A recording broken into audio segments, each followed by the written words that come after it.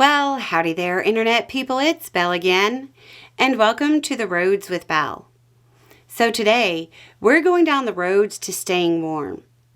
We're doing this because there's forecasts of a polar vortex coming into the U.S. According to the reports, it's going to heavily impact the eastern U.S. Given the country's aging infrastructure and what we've seen happen in recent years when it comes to people dealing with cold weather, we're going to go over some tips on staying warm in the event of power outages or inadequate shelter. This is just information everybody should have. Even if this time there's no issue, we need to remember what happened in Texas when the infrastructure failed. The time to file this information away is now, when you don't need it. If the electricity is down, you might not be able to pull up YouTube when you need it. First, we're going to talk about clothing. This is something your mom probably told you about. Layering. Your mom was a smart lady. It's critical. If you have access to it, use moisture-wicking clothing as a base layer. It keeps sweat off your skin, which is important over the long haul. The second layer is for warmth, and it's what you would normally think. Wool, fleece, stuff like that. Then you need your outer shell, wind and/or waterproof material. Make sure you think about your legs as well.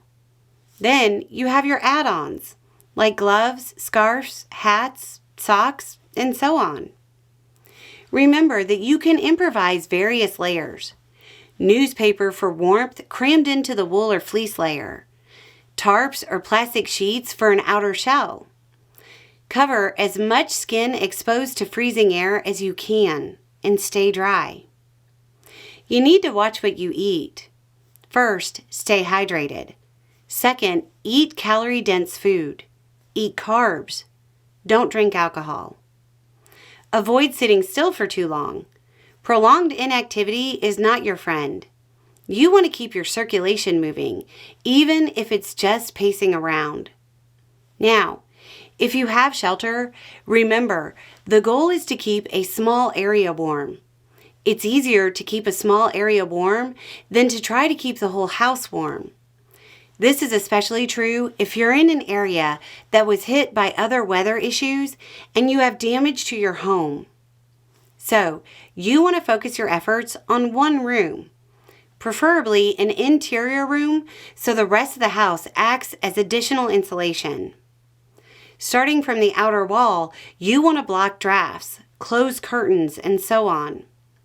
Bubble wrap does wonders to add extra insulation to areas like windows.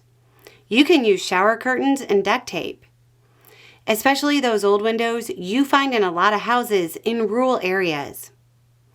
Any blanket that isn't actively being used goes into the room you're focusing your efforts on.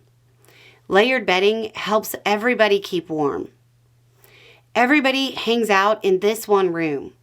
The body heat helps. During the situation in Texas, we got messages from people in studio apartments in particular who didn't have the ability to focus efforts on one room.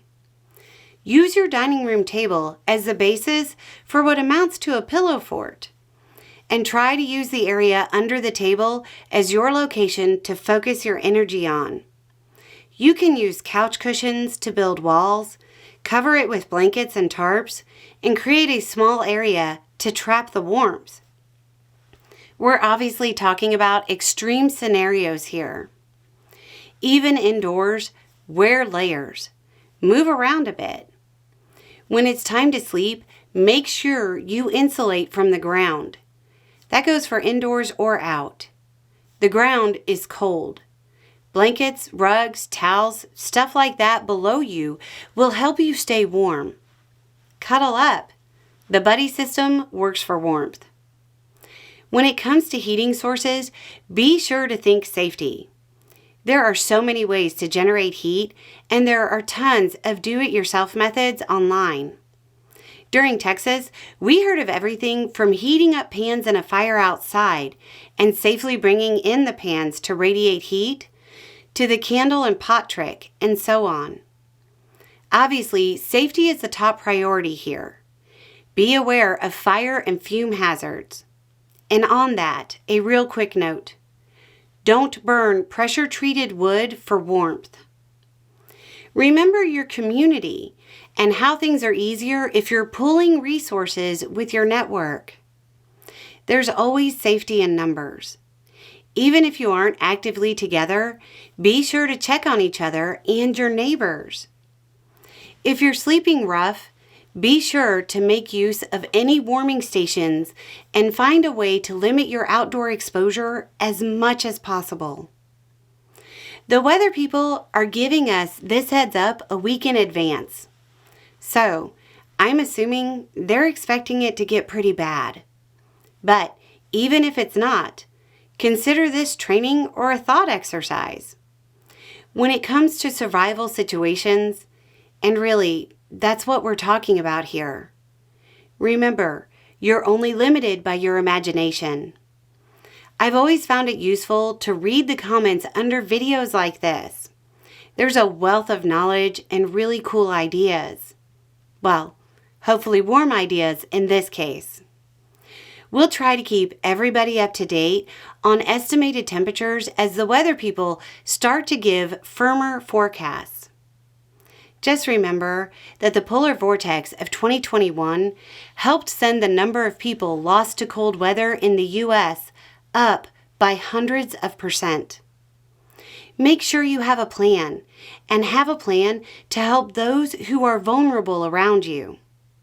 So, there you go. A little more information, a little more context, and having the right information will make all the difference. Y'all have a good day.